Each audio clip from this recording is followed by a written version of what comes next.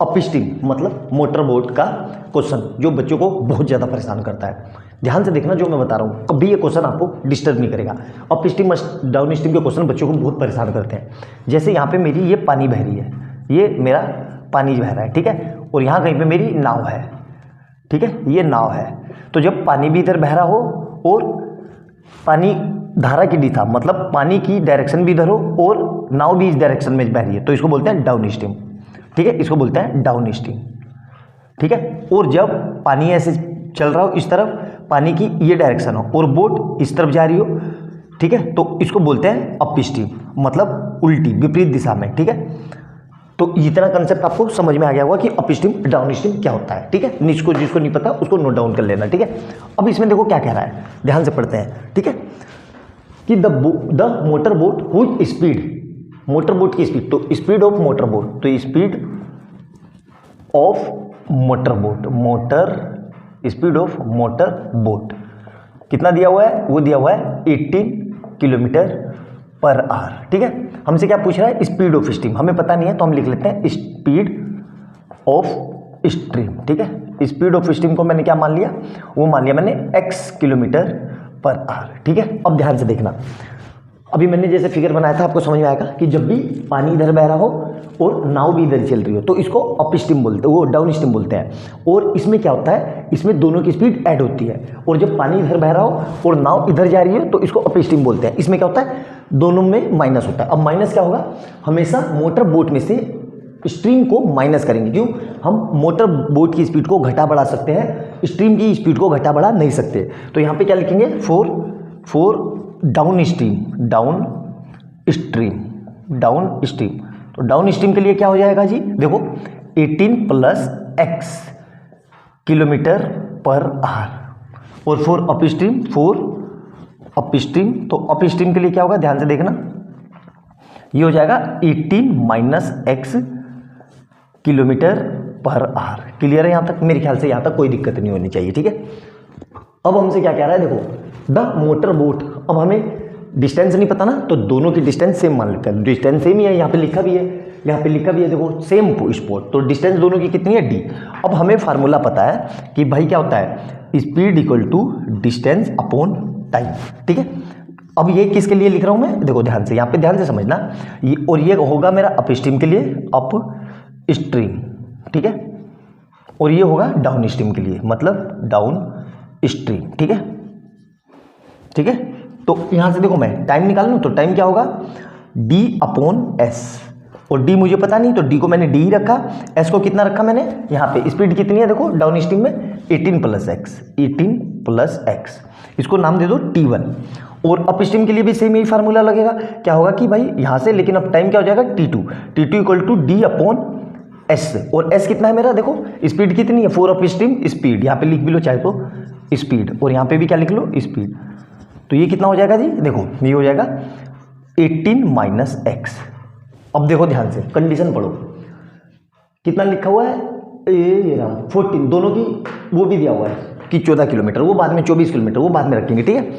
अभी ये क्या कह रहा है, रिटर्न। तो अब सोच के बताओ भाई, डाउन स्ट्रीम में भी पानी उधर बह रहा है और अप स्ट्रीम में भी उधर ही बह रहा है, अप स्ट्रीम में उल्टा जा रहा है, तो अप स्ट्रीम में ज़्यादा टाइम लगेगा कि डाउन स्ट्रीम में, अप स्ट्रीम में ज़्यादा टाइम लगेगा। तो सिंपल सी बात है, मैं ये लिख सकता हूँ, इस देखो, तो यहाँ पे क्या है कि ये देखो return to the downstream, मतलब T1 माइनस T2 का जो डिफरेंस दिया हुआ है वो कितना दिया हुआ है, वो 1 दिया हुआ है। मतलब डाउन स्ट्रीम में कम समय लगेगा कि ज़्यादा समय लगेगा, भाई डाउन स्ट्रीम में हमें कम समय लगेगा और अप स्ट्रीम में ज़्यादा समय लगेगा। तो ज़्यादा समय लगेगा तभी तो उधर जाके ये ऐड होगा, मतलब ये इससे बड़ा होगा ना, सिंपल सी बात है।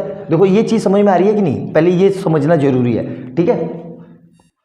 देखो ध्यान से ये चीज़, ठीक है, देखो मैं बता देता हूँ क्या इसका मतलब, फिर से समझो। देखो कि 1 आवर्स, ये रहा motor boat still water 1 hours more to go to 24 kilometre upstream, ज़्यादा ले रहा है यार, मैंने कम पढ़ लिया, ठीक है। तो मैं ये लिख सकता हूँ, देखो ध्यान से, कि जो अप स्ट्रीम है वो डाउन स्ट्रीम है, डाउन स्ट्रीम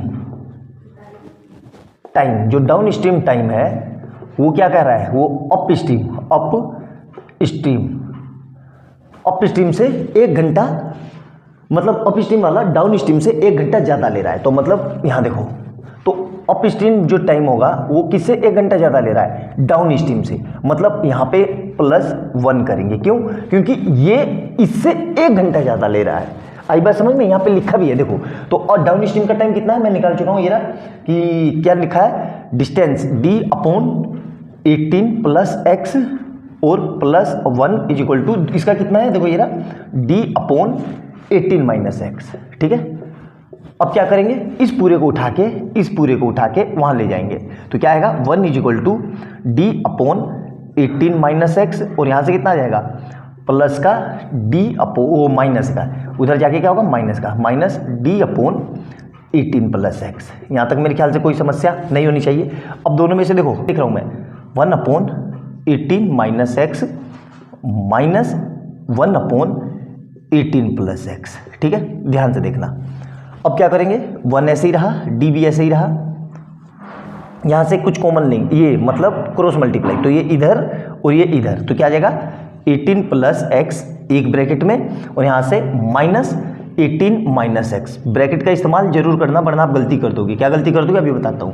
यहां से कितना आ जाएगा 18 - x और ये कितना आ जाएगा 18 + x। अब यहाँ से यहाँ पे आ जाते हैं। ठीक है, यहाँ पे क्या है 1 और d को रख दो, d अभी मत रखो, कल फिर बेवजह कैलकुलेशन में आएगा, दिमाग खराब करेगा। d को बिल्कुल बाद में रखेंगे, तो इसको खोल दो, तो ये कितना आ जाएगा 18 + x -18 और माइनस प्लस का x और नीचे कितना बच रहा है, देखो ध्यान से, नीचे कुछ फार्मूला बन रहा है किसका, a² - b²। देखो ध्यान से, a + b a - b, तो डायरेक्ट मैं ये लिख दूँ। अब देखो इस 18 से ये 18 कट गया, तो यहाँ से क्या बचेगा, अब इसको इधर भेज दो, तो 18 का स्क्वायर - x का स्क्वायर = अब यहाँ पे d रख दो, d कितना मेरा ये रहा, देखो ये है d।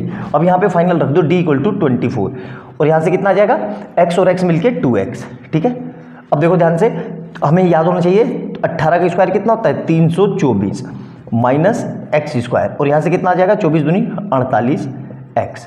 अब क्या करेंगे, इस पूरे को उठा के उधर ले गए, तो क्या आ जाएगा यहाँ से 0 = अब x² माइनस वो +48x और -324। अब 324 के ऐसे फैक्टर जो प्लस माइनस करके तो ये आ जाए और मल्टीप्लाई करके वो आ जाए। तो देखो इसके क्या फैक्टर होते हैं 324 के, देखो ध्यान से, बहुत अच्छा क्वेश्चन है ये अप स्ट्रीम डाउन स्ट्रीम का। तो इसके फैक्टर देख लो, यहाँ तक कोई दिक्कत तो नहीं है, हाँ बिल्कुल अच्छे से समझ में आ गया होगा। मैं नोट डाउन कर लेता।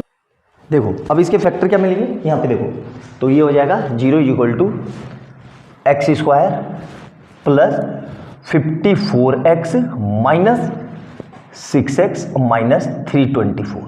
ठीक है, अब यहाँ से कितना आएगा 0 = इस पूरे में से कुछ कॉमन आ रहा है, x कॉमन आ रहा है, तो ये कितना हो जाएगा x + 54 और इधर से माइनस का 6 कॉमन लेंगे तो x + 54।